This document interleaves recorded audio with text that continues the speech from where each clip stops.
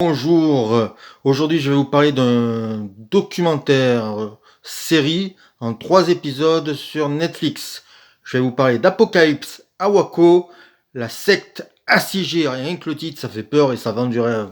Alors, en 1993, l'ATF, alors l'ATF, parce que j'ai des notes, hein. Donc l'ATF, c'est le service de police qui s'occupe de tout ce qui est vente d'armes, cigarettes et drogue, je crois. Hein, je ne veux pas dire de bêtises.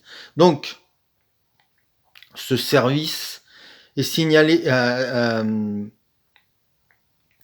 Il y a quelqu'un qui est à l'intérieur d'une secte qui leur signale que c'est en fait une base avec plein d'armes trafiquées, ce qui est complètement interdit aux États-Unis.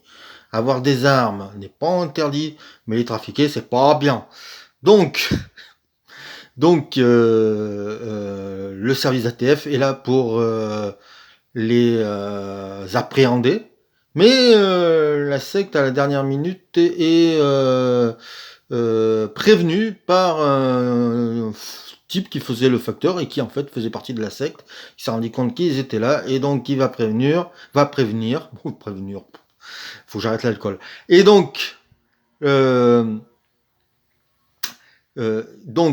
euh, ça va mal se passer parce que la secte est armée jusqu'aux dents et un carnage va commencer. Il va y avoir 4 morts du côté des ATF et du coup le FBI va s'en mêler. Ça va durer 51 jours. Alors on va pas avoir que des coups de feu tout le long, mais on va avoir des négociations, il va y avoir des coups tordus pour pouvoir récupérer des membres de la secte, parce que dans cette secte, il y a des enfants. Et le documentaire, en 3 épisodes, va nous retracer cela. Donc ça se passe en 1993. Et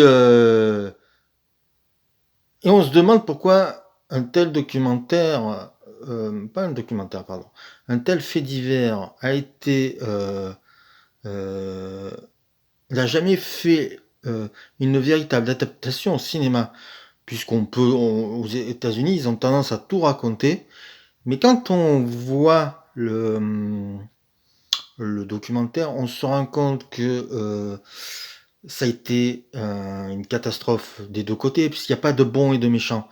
La secte est vraiment, et son leader David Koresh sont vraiment une secte assez dégueulasse, il faut l'avouer. On y parle de viol sur mineurs, on parle oui, en fait le gourou pouvait baiser tout ce qu'il voulait, donc oui, super. Donc le mec est pas un saint, même s'il se disait être la réincarnation de Dieu, tout simplement, hein, voilà, la folie des grandeurs.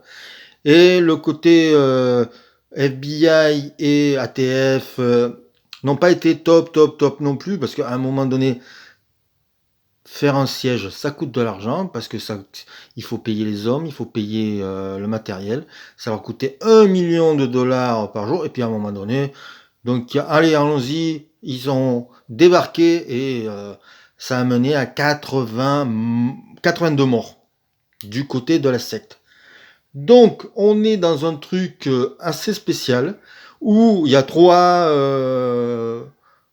fondements qui sont ébranlés, c'est-à-dire l'État, la religion et la vente d'armes, ce qui est vraiment pour les Américains les codes de la loi presque. Donc on a affaire à un documentaire très critique mais passionnant de bout en bout. Le documentaire est constitué d'images d'archives, mais parfois de documents sonores, les conversations téléphoniques entre le gourou et les négociateurs. On a aussi droit à des images inédites et on a aussi droit à des témoignages de personnes de tous bords, c'est-à-dire il y a des gens de la secte, il y a des gens du FBI, il y a des gens de l'ATF, il y a des journalistes qui parlent de cette tragédie, parce qu'il n'y a pas d'autre mot, et c'est étonnant de les entendre parce que Les gens de la secte, on voit bien qu'ils ont été bien endoctrinés parce qu'ils ont pas bougé, hein, ils sont toujours, chelous. Et les flics, tout et les sont on voit aussi qu'ils sont bornés. Donc on est, voilà, ce que je dis, il y a pas de bien ou du mal, il y a que du mal, voilà. C'est dommage, c'est vraiment dommage qu'il n'y a jamais existé un film sur c'est l'affaire Waco. Il existe un téléfilm qui est dégueulasse, hein, je l'ai vu, c'est une horreur, mais Kevin Smith avait réalisé un film qui s'appelait Red State, qui racontait un peu l'histoire, mais très très romancé, avec John Goodman.